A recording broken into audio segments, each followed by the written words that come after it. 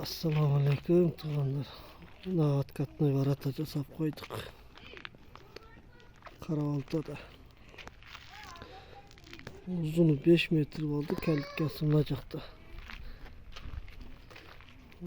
Aşağınızın navalanık.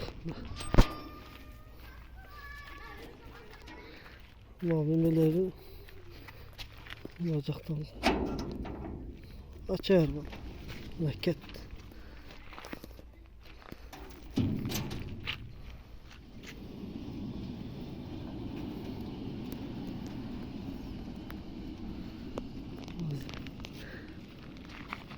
Oldu çap gayrı.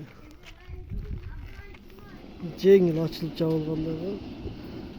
Yün çok sonunda.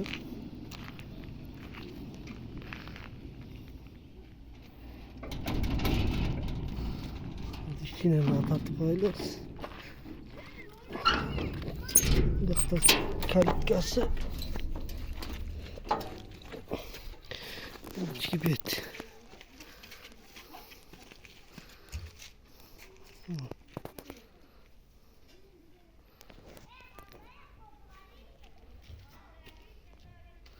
Uzunu 5, vusatası 2.40 oldu. Aynı. Kandayken jaktı orada. Orada son çıktı nasibeti dağının mesda.